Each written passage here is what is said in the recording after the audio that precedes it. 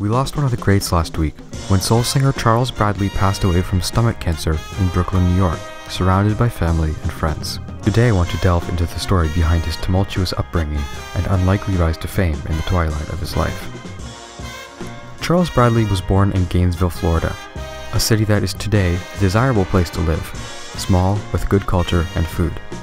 Born in 1948, Bradley's early life occurred during the final days of segregation, thankfully in a town that did not experience riots or violence during the civil rights movement.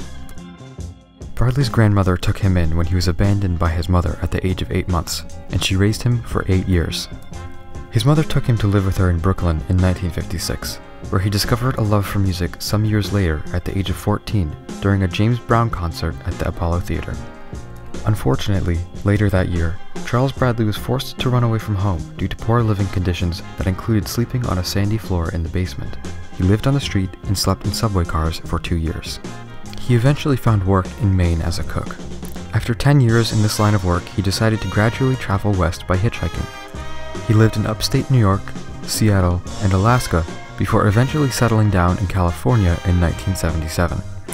He was able to make a living there by working odd jobs and playing small shows for almost 20 years. He earned extra money doing performances as a James Brown imitator, using nicknames such as Black Velvet and James Brown Jr. In 1996, Bradley's mother contacted him and asked him to come live with her in Brooklyn and reconnect after many years apart. He accepted her offer, and in New York, he was able to make a decent living as a James Brown impersonator in local clubs, going by the name Black Velvet. Unfortunately, despite his newfound financial and familial stability, Bradley experienced even more difficulties. He almost died in a hospital due to an allergic reaction, and later experienced the death of his sibling when his brother was shot down the road from his home. But things got better. In 2002, Bradley was introduced to a host of people that would go on to help him make his own music, though he did not release any of it until 9 years later. In 2011, Bradley and his producer Tom Brennick released the record No Time for Dreaming, an album made up of 12 original songs and 2 covers. The album was positively received and reached number 37 on the Billboard Heat Seekers, a division of Billboard magazine's music charts dedicated to up-and-coming musicians. In 2012, a documentary called Soul of America was made about Bradley, detailing his childhood, subsequent homelessness, odd jobs, and eventual success touring and recording with Daptone Records. The documentary debuted at South by Southwest Film Festival in Austin, Texas, and only helped to increase Bradley's fame during an already successful year in which he was able to perform in 17 countries on 3 continents. Bradley's second album, Victim of Love, was released in 2013 to rave reviews and chart success. He continued to tour the world, releasing his third album, Changes, in April of 2016. Changes was received as his best work yet, a modern classic of the soul genre that appeared on many top albums of the year lists. It's something out there, and I know there's a God above all of us. How come you no longer do the church as an institution or as a building? Because I've been to some bad experiences in churches. Okay. And well, I don't know if you want to go into that, but then I went in a church with my mom one time, and I was in the church, and the church said, anybody that don't have a church, please stand up. So my mom asked me to stand up, and I said, no, Mom, I don't want to get involved in this.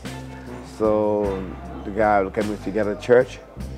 I said, "Yes, I have a church." He said, "Where's your church?" I said, "My church is my temple." And he said, "Here's a guy that don't have a church."